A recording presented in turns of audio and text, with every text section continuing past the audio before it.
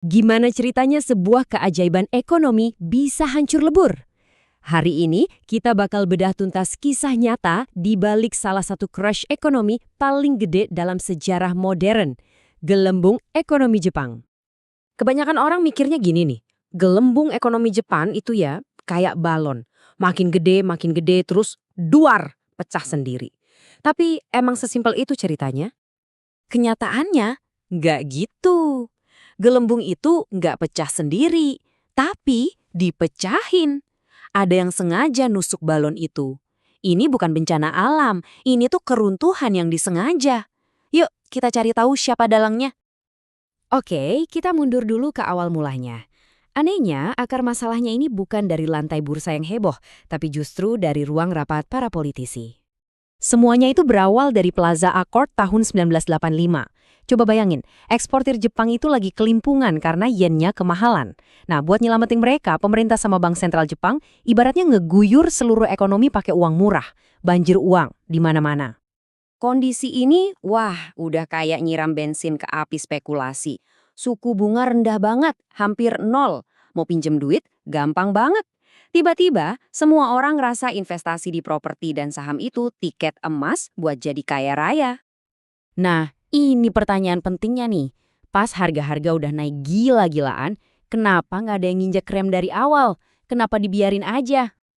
Ternyata, ada 3 alasan utama kenapa pesta ini nggak dihentiin. Pertama, ada semacam kepercayaan buta, mitos tanah, yang bilang harga tanah di Jepang itu mustahil turun. Kedua, ya jelas, banyak politisi dan pengusaha besar yang lagi panen untung dari kondisi ini. Dan ketiga, Bank of Japan takut banget kalau naikin suku bunga nanti malah bikin yennya makin kuat lagi. Setelah bertahun-tahun maju mundur, akhirnya para pengambil kebijakan ini bertindak. Tapi justru tindakan mereka inilah yang jadi pemicu ledakannya. Ironis kan? Coba bayangin ekonomi tuh kayak pesawat yang terbang ketinggian. Harusnya kan diturunin pelan-pelan biar mendarat mulus. Ini malah mesinnya langsung dimatiin di tengah udara. Hasilnya, ya jelas jatuh bebas dan hancur berantakan. Ini dia pemicu pertamanya, kenaikan suku bunga yang brutal dan super cepat dari Bank of Japan.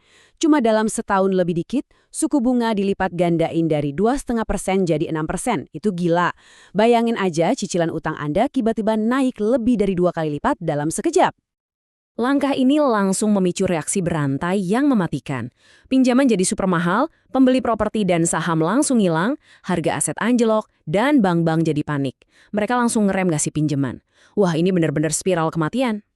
Kalau tadi itu pukulan pertama, nah ini dia pukulan KO-nya. Kementerian Keuangan ngeluarin perintah namanya kontrol volume total. Intinya, mereka bilang ke semua bank, stop, nggak boleh lagi nambahin pinjaman ke perusahaan properti. Titik. Keran uangnya ditutup rapat-rapat, seketika. Kebijakan ini yang muncul pas pasar lagi goyang-goyangnya, benar-benar kayak mencekik leher pasar properti. Transaksi langsung mandek, penjual banyak, pembeli nol. Harga anjlok terjun bebas. Oke, gelembungnya pecah, tapi ceritanya belum selesai. Bencana ini jadi makin parah karena cara penanganannya yang jujur aja kacau balau. Terus apa yang terjadi? Bank-bank jadi super paranoid.